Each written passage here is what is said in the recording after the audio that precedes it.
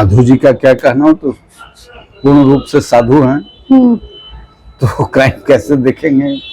देखते हैं ये बिहार ब्राह्मण कर रहे थे तो वो क्या कर रहे थे। सबसे ज्यादा क्रिमिनल इन्हीं जाति के होते हैं, उन्होंने कहा।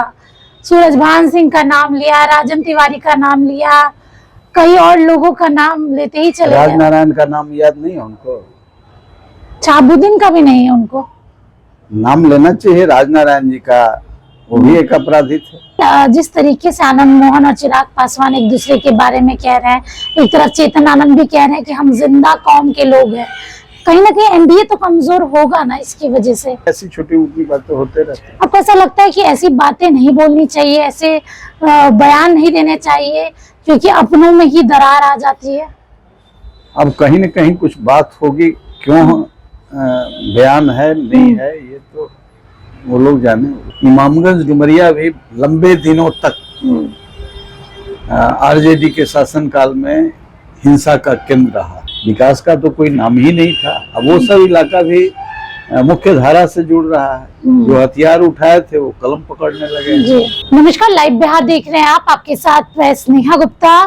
बिहार में इन दिनों राजनीतिक माहौल काफी गरमाया हुआ है। जब से 4 सीटों पर उपचुनाव के नतीजे आए हैं तो एक तरफ एनडीए का डंका बज रहा है, तो दूसरी तरफ एनडीए में कहीं ना कहीं दरार की जो बातें हैं वो भी दिखाई दे रही है। लेकिन आज हमारे साथ खास बातचीत करने के लिए आपको बता दें कि पूर्व एमपी अरुण कुमार जी जुड़े हैं, सीधा हम इनसे बात करेंगे।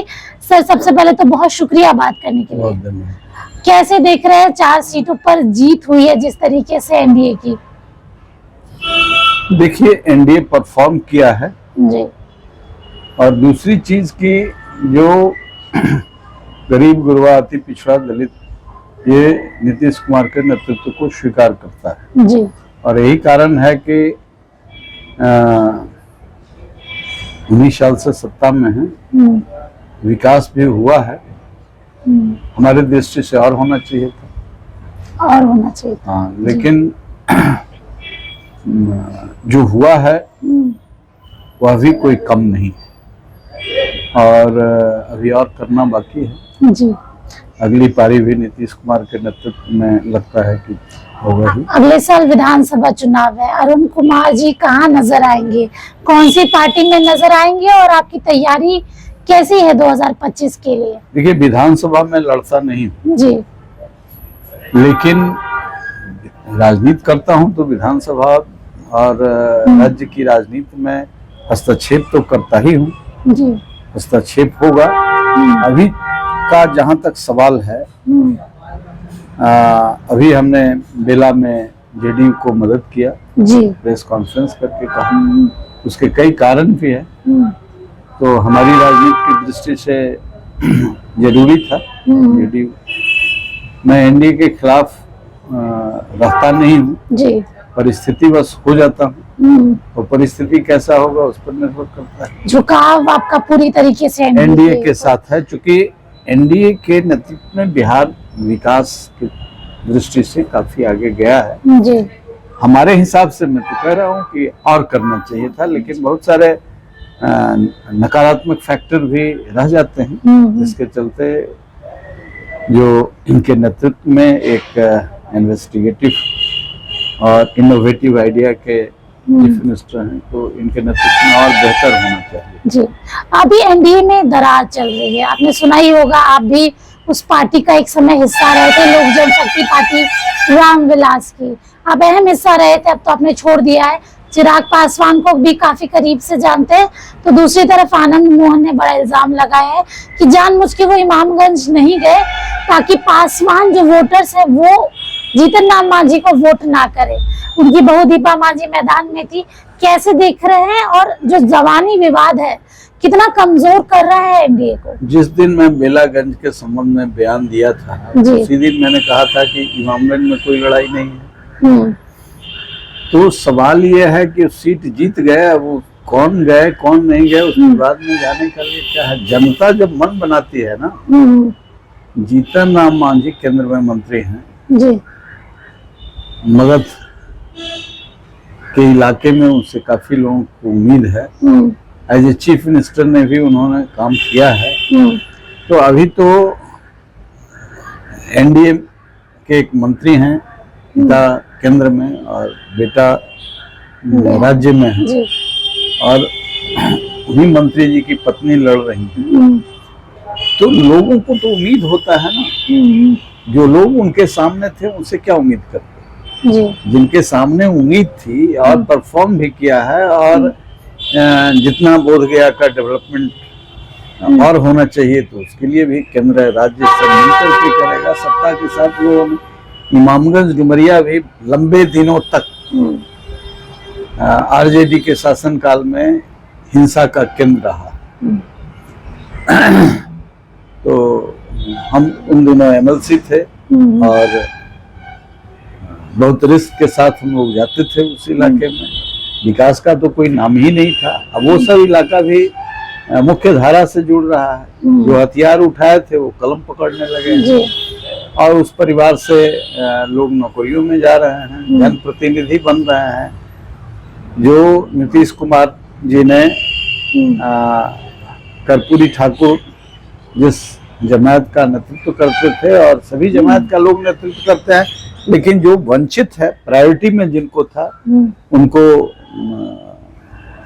जगह दिया राजनीति में भी। और वो जगह पाने से उनके अंदर भी जो एक नकारात्मक वृत्ति नौजवानों में डाली गई थी, और सरकार तवज्जो तत्कालीन सरकार नहीं दे रही थी। तो नीतीश कुमार के आने के बाद इस बदलाव से एक महिलाओं में और नौजवानों में जो एक वैचारिक परिवर्तन आया, मुख्य धारा में आया, और ये सब परिवर्तन के ही प्रतिनिधि के रूप में दीपा मांझी लड़ रही जी। तो स्वाभाविक है उनका समर्थन। लेकिन जिस तरीके से आनंद मोहन और चिराग पासवान एक दूसरे के बारे में कह रहे हैं, एक तरफ चेतन आनंद भी कह रहे हैं कि हम जिंदा कौम के लोग हैं, कहीं ना कहीं एनडीए तो कमजोर होगा ना इसकी वजह से।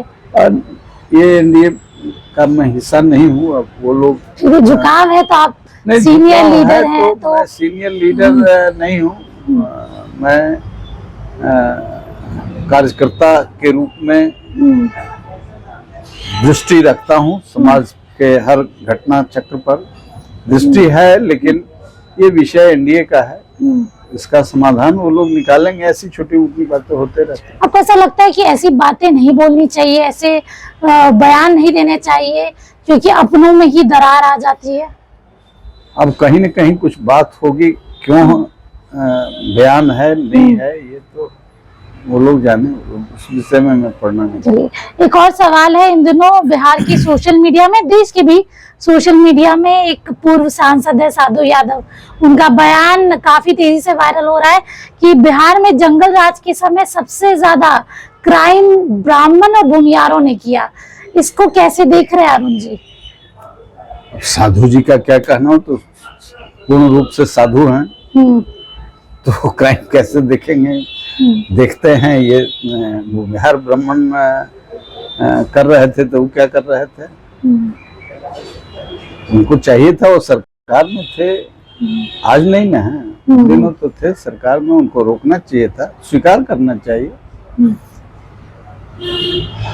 वो बिहार ब्राह्मण में राजनीति में सबसे ज्यादा क्रिमिनल इन्हीं जाति के होते हैं, उन्होंने कहा। सूरजभान सिंह का नाम लिया, राजन तिवारी का नाम लिया, कई और लोगों का नाम लेते ही चले। राजनारायण का नाम याद नहीं है उनको? छाबुद्दीन का भी नहीं है उनको? नाम लेना चाहिए राजनारायण जी का, वो भी एक अपराधी थे। राम वृक्ष बेनीपुरी का, दिनकर का, स्वामी सहजानंद का, डॉक्टर श्री कृष्ण सिंह का, बिहार विभूति अनुग्रह नारायण सिंह का नाम लेना चाहिए। ये लोग क्या थे?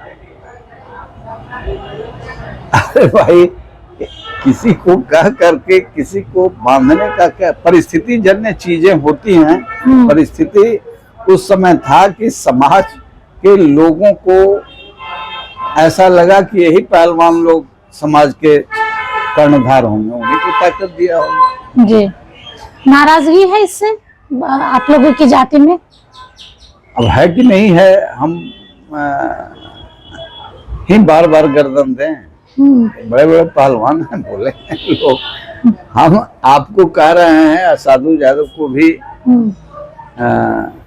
हमसे अच्छे रिश्ते हैं, तो बयान से बचना चाहिए आप मानते हैं? नहीं, बयान से बचना चाहिए नहीं बचना चाहिए वो जाने। जी। अब हम बयान देते हैं तो हम जानेंगे ना, ये उनका विषय है। लेकिन मैं ये जरूर कहना चाहूंगा कि किस परिस्थिति में कौन कौम नहीं होता है व्यक्ति, वो आप कौम से नहीं जोड़ सकते। इसीलिए मैंने कहा कि कपिल देव बाबू थे, जो उनका इतिहास भी जानिए और लोगों का भी इतिहास जानिए। सामाजिक न्याय का जितना बड़ा पुरोधा राजनारायण जी हुए, स्वामी सहजानंद सरस्वती हुए, उस समय तो समाज के लोग भी उनको स्वीकारते नहीं थे। अब अपने लिए लोग उनको स्वीकारने लगे। तो सामाजिक न्याय और जो समाज के लिए कमजोर वर्ग के लिए लड़ाई लड़ने का काम जिस मजबूती से लोगों ने किया है, उसको आप कौम को मत कीजिए, उसको चोट पहुंचता है ना। तो देखिए सीधे तौर पे क्या कुछ कह रहे थे आपको सुना रहे हैं। अगले साल विधानसभा चुनाव है, उसके पहले सब तैयारियां पूरी हो रही है और जितने भी राजनीतिक मुद्दे अभी बिहार में चल रहे हैं, हमने खास बातचीत की है। आप बने रहिए। आपको ये वीडियो कैसा लगा कमेंट सेक्शन में जरूर बताइए। धन्यवाद।